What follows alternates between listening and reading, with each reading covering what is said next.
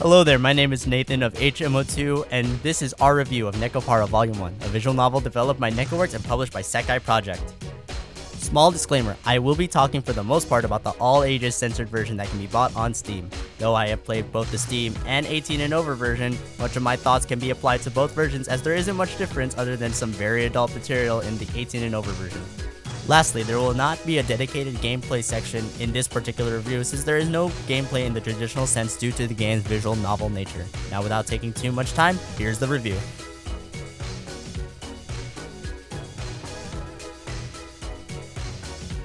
In Nekopara Vol.1, you take on the role of Kacho Minaduki, a boy who has just moved away from his home to run his own cafe. Unbeknownst to him, two cat girls, or Nekos as they are called in this game, from his immediate family have tagged along and want to stay with him and be a part of his new life.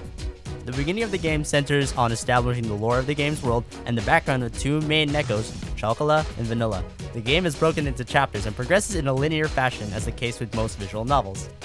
Despite the fact that the game obviously markets itself to a specific demographic that is at least interested in the fetishes that are shown in the game, I found the overall story of Nekopara entertaining and at times very charming, especially in the first half. One of the things I thought was well done was the time taken to explain the setting of the game. A game like this isn't generally required to explain its universe and why some things are the way they are, but that extra effort put into explaining certain mechanics of the Nekos and how they fit into society was, for me, greatly appreciated and in some aspects interesting. All in all, there was enough world building without being way too cumbersome on the game.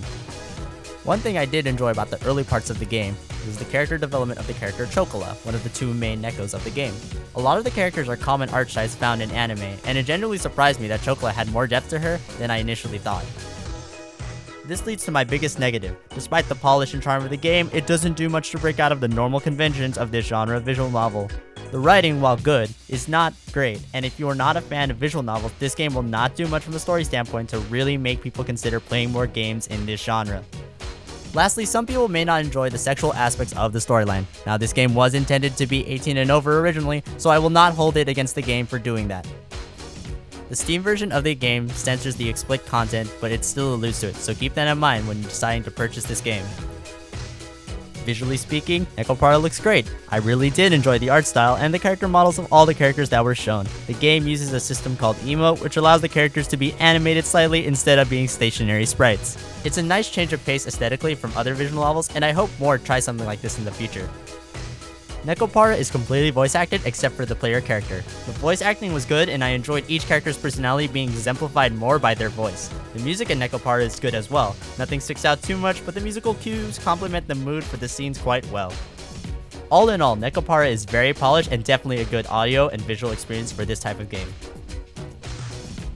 Nekopara is what it is marketed to be. It is an adult visual novel with an emphasis on cat girls dressed up as maids. It was obviously meant for a specific demographic and doesn't do much to break out of the conventions placed on it by its own genre or its tropes. Despite that, however, I rather found myself enjoying Nekopara. The game itself is polished in terms of its audio and visual aspects, and despite the game not breaking from usual conventions, the writing can be entertaining and at times very charming. Overall, if you enjoy visual novels or enjoy the specific fetishes the game is marketing, Nekopara is definitely a very charming game worth checking out. I cannot, however, recommend this game to those who aren't already fans of visual novels, as it doesn't do much that other visual novels haven't done already other than being a bit more polished. And that is our review of Nekopara Vol.1. If you liked the video or you want to leave a comment, feel free to do so. If you want to see more content, feel free to subscribe. I enjoyed making this video and hope to do more reviews in the future. Thank you so much for watching, and have a good day.